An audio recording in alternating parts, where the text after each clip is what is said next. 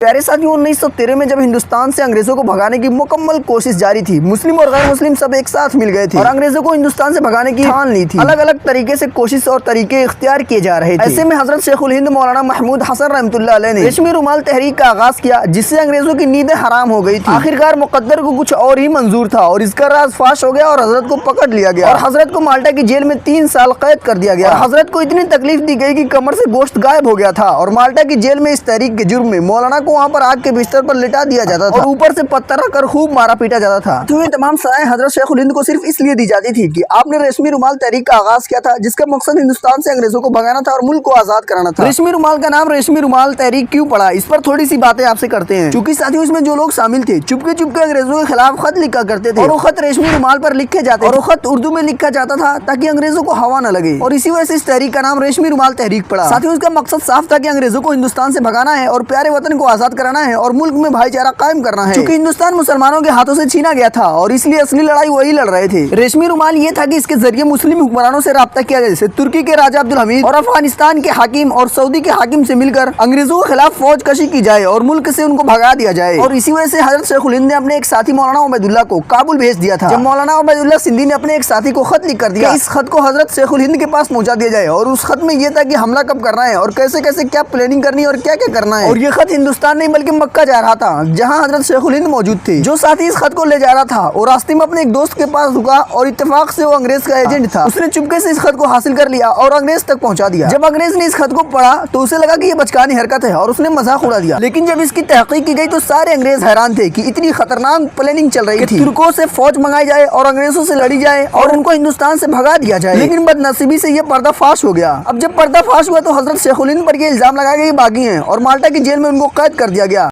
और हजरत माल्टा की जेल में 3 साल तक कैद रहे। और ये 3 साल कैसे गुजरा, इस पर हम एक वीडियो पहले ही ला चुके हैं। अगर आपने नहीं देखा तो उसे फौरन देख लें। मुसलमानों का इतिहास हिंदुस्तान के आजाद कराने में भरा पड़ा है। जैसा कि मैंने शुरू में बताया था, हिंदुस्तान हमारे हाथों से छीना गया था, इसलिए असली लड़ाई हमें ही लड़नी पड़ी थी। यूं तो हिंदू मुस्लिम सिख ईसाई सबने मिलकर लड़ाई लड़ी थी, लेकिन कुर्बानियां हमने दी थी। दिल्ली के सड़कों पर हमारे उलमाओं का सर लटका दिया गया था। साथियों, वीडियो को लाइक करके चैनल को सब्सक्राइब भी कर लें।